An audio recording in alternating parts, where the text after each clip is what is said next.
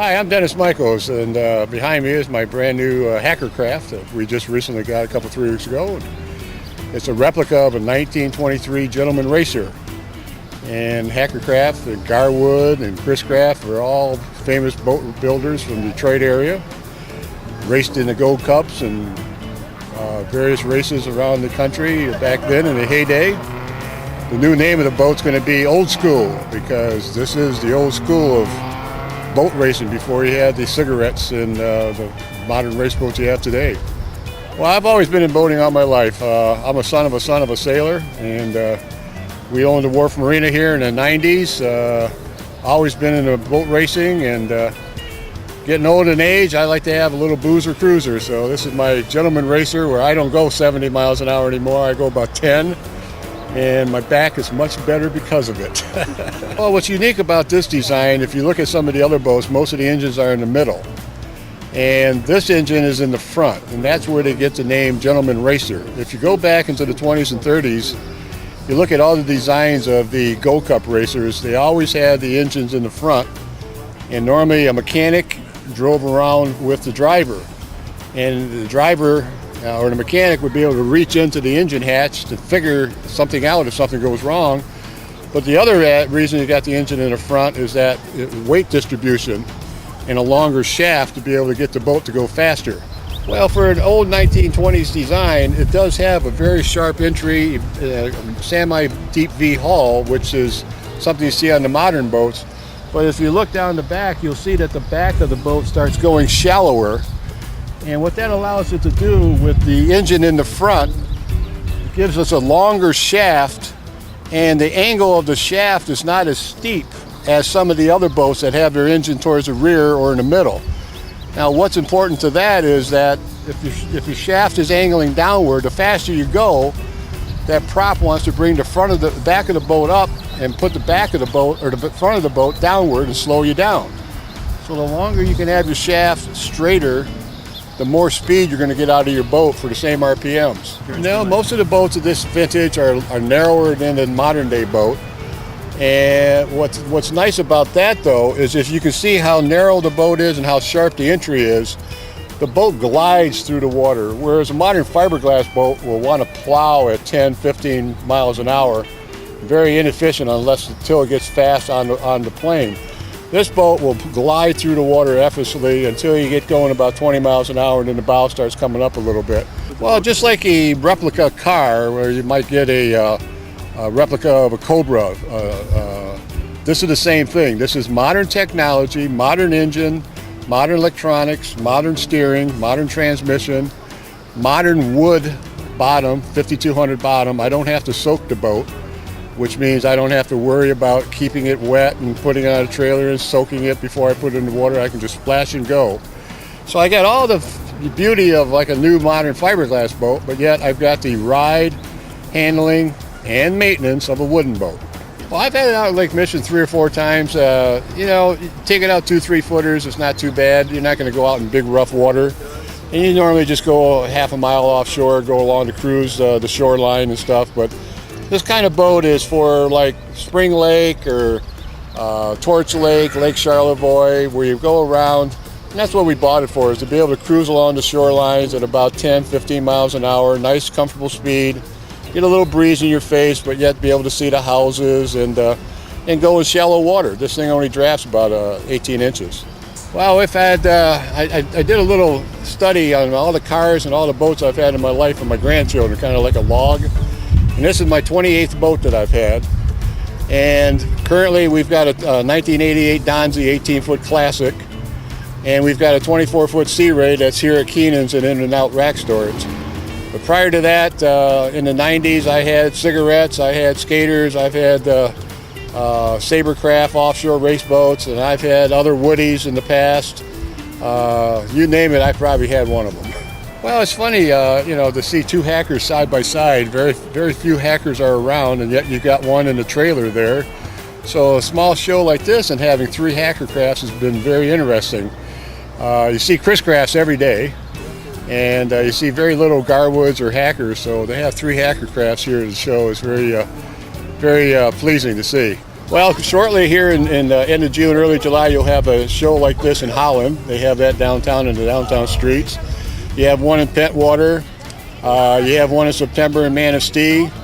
The big show is normally the middle of August in Hessel's up the Upper Peninsula.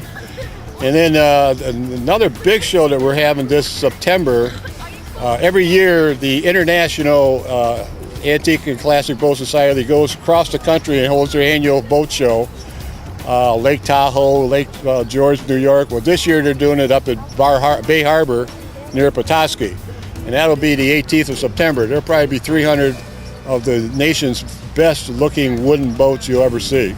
I just joined this spring because getting this boat, I wanted to be able to talk to the people and get some ideas on what to buy or what some of the events were. And they got me all excited about you can cruise with your classic car by yourself, but if you join a car club, you get to do a lot more things than you never ever would do by yourself. The same thing with the boat club.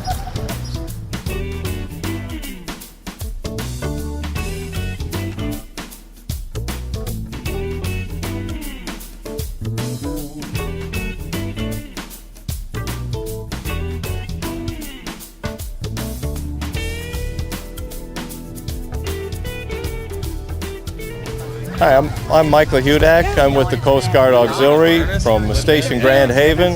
We're out here at the Wooden Boat Show today to promote boating safety. This is kind of a kickoff of our season, and we're here to give out information about the auxiliary and safe boating, and to answer questions that people may have. And we also do safety checks, and it's all free, and we go around to all the marinas and do the safety checks, and we give out the safety stickers. Over the years, drinking's been a problem, and that's one of the major things we focus on. We try to promote the idea people can have a good time out there and they don't have to drink, or if they are drinking, not to drive. And biggest percentage of accidents, alcohol is involved out here. We are Department of Homeland Security, and we are offered the same training, the same classes that the regular Coast Guard, that's called the gold side, we're the silver side. We're offered the same training and classes that they are. And after you're qualified, you meet certain qualifications, you can actually go and do missions with the regular Coast Guard after you're qualified.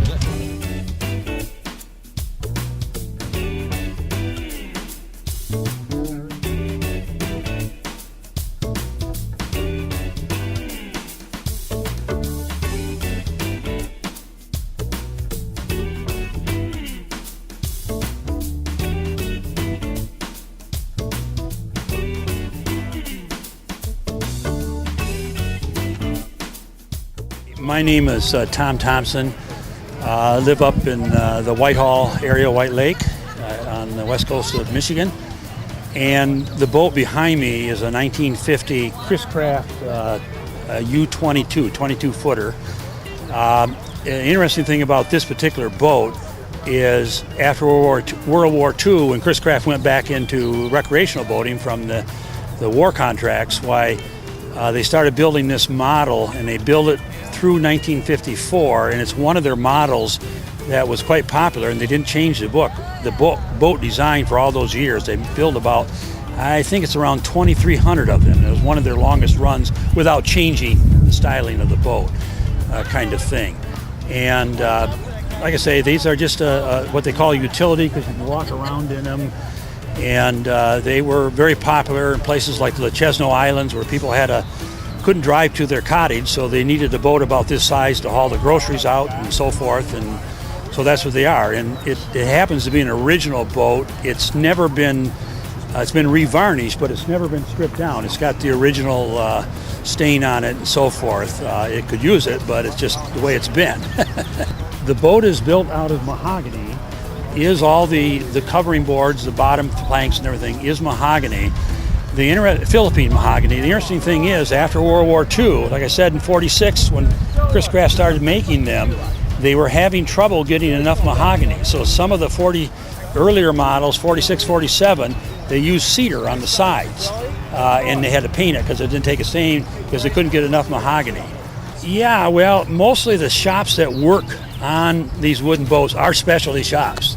That's basically all they do, and they're scattered all over. But I would dare say in Western Michigan, from South Haven on up to Traverse City and so forth, I bet you there's 5 or 6 of them. They're just small operations, 1-2 man, operations that will do complete restorations or partial. And then a lot of the boat owners that buy them, the sort of in their own garage kind of things, a lot of them do a lot of their own work too. Some of them get very good at it.